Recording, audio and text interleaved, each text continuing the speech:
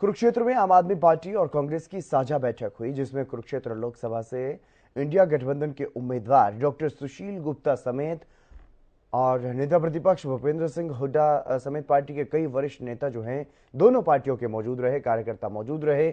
और वहीं बैठक के बाद पूर्व सीएम भूपेंद्र हुड्डा ने यह कहा है कि कुरुक्षेत्र लोकसभा सीट से इंडिया गठबंधन के उम्मीदवार सुशील गुप्ता जीतेंगे।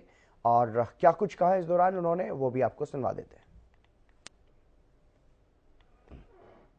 आज गठबंधन है, राष्ट्रीय स्तर पर गठबंधन हुआ है और मजबूती से एक दूसरे की मदद करेंगे और देश को मजबूत करेंगे, प्रजातंत्र को मजबूत करेंगे। अगर भाजपा नायब श्रेणी पर दाव खेलते तो दोनों प्रदेश अध्यक्ष आमने सामने होंगे, उसको लेकर क्या कहेंगे, उस स्थिति को लेकर? हमारा जो है संयुक्त उम्मीदवार है सुशील गुप्ता जी जीतेंगे।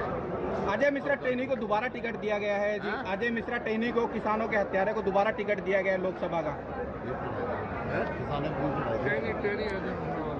वो तो देखिए, आपको मालूम है, एक जो है प्रजातंत्र जो है वो जनभावना से चलता है। उन जनभावना की कदर करनी चाहिए कोई भी पार्टी। तो रास्ते अभी बंद है, रास्ते अभी बंद किए हुए, रास्ते नहीं खुले दिल्ली से, किसानों के दिल्ली कूच को लेकर। उनकी बात माननी चाहिए, उनकी बात मांग वाजिब है। हमने तो कहा कांग्रेस आएगी तो हम एमएसपी लागू। अमित तिवारी हमारे पॉलिटिकल एडिटर हमारे साथ जुड़ गए हैं। अधिक जानकारी और उनका विश्लेषण क्या कुछ कहता है उस बारे में भी जानकारी हासिल करेंगे। अमित, क्या कहेंगे, ये जो पहली बैठक हुई एक तरह से संयुक्त रूप से दोनों पार्टियों के कार्यकर्ताओं को भी इस बैठक में बुलाया गया और यहाँ पर कुरुक्षेत्र में इंडिया गठबंधन के उम्मीदवार को जिताने की हुंकार भरी गई है दोनों दलों के शीर्ष नेताओं की तरफ से? निश्चित रूप से केंद्र ये है, देखिए, जब भी कोई गठबंधन होता है तो उसको भी जमीन पर काम करने की जरूरत होती है और यही जमीनी लड़ाई ही आगे के लिए मजबूती देती है। तो इसी कड़ी में ही देखिए, दोनों दलों के जो कार्यकर्ताओं की बैठक होना और पदाधिकारियों की बैठक होना शुभ संकेत है। और निश्चित रूप से जो इंडिया गठबंधन के उम्मीदवार है सुशील गुप्ता, उनके लिए तमाम जो दूसरे कांग्रेस नेता भी मेहनत करेंगे और इसी सोच के साथ ये बैठक हुई है, क्योंकि अब गतिविधियां शुरू हो गई, ज्यादा समय नहीं है। तो ऐसे में सुशील गुप्ता ने भी पहले पहलकदमी की।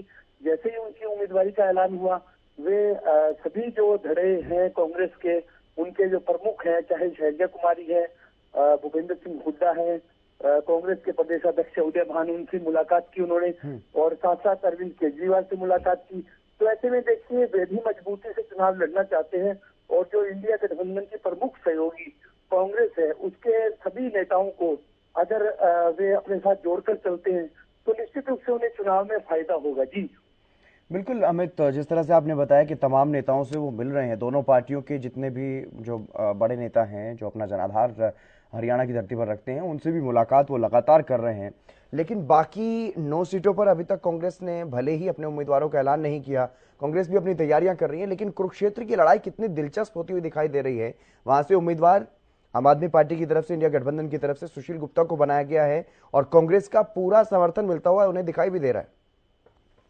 देखिए, निश्चित रूप से डॉक्टर सुशील गुप्ता पहले राज्यसभा सदस्य थे और इस बार उनका राज्यसभा में नहीं उन्हें भेजा गया और अब लोकसभा कुरुक्षेत्र से उन्हें चुनाव मैदान में उतारा गया है।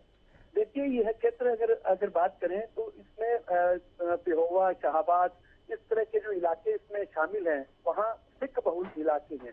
और पंजाब में क्योंकि आम आदमी पार्टी की सरकार है और ऐसे में वो भी बेल्ट के लोग प्रभावित रहते हैं, जो पंजाब की सरकार होती है उससे।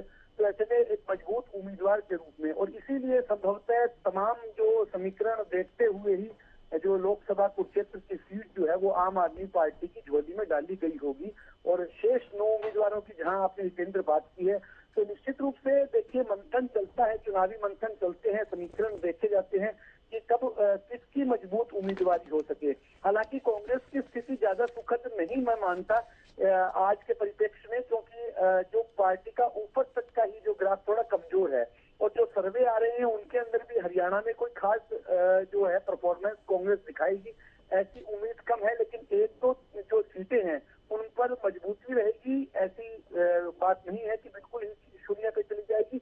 लेकिन फिर भी जो 9-1 का जो फार्मूला उन्होंने चुना है, आम आदमी पार्टी को 1 सीट दे दी है और 9 खुद के पास रखी है, तो जल्द ही उनके उम्मीदवारों के नाम सामने आएंगे, ऐसी उम्मीद है। उसके बाद ज्यादा पिक्चर क्लियर हो पाएगी कि आखिरकार कांग्रेस कितना अपना परफॉर्मेंस बेटर कर पाती है, क्योंकि कांग्रेस के जो वरिष्ठ नेता हैं, चाहे शैलजा कुमारी की बात करें, दीपेंद्र हुड्डा की बात करें और दूसरे कुछ और नेता हैं जिनको वो चुनाव मैदान में उतारने की चर्चाएं हैं, तो ऐसे में इसी तभी स्पष्ट हो पाएगी कि आखिरकार कौन से नेता उतरते हैं और वो कितना जो बैटल ग्राउंड में कितना बेटर कर पाते हैं, यह एक बात रहेगी। केंद्र चलिए, बहुत शुक्रिया अमित तमाम बातचीत के लिए, तमाम जानकारी देने के लिए।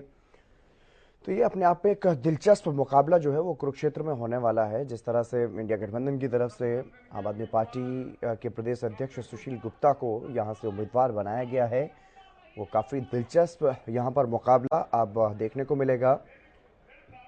बीजेपी की तरफ से यहाँ पर कौन उम्मीदवार होगा उसका भी फैसला अभी तक नहीं हुआ है। हालांकि वर्तमान में सांसद बीजेपी के प्रदेश अध्यक्ष नायब सिंह सैनी है, तो ऐसे में कुरुक्षेत्र की सीट एक हॉट सीट के रूप में उभरती हुई दिखाई दे रही है।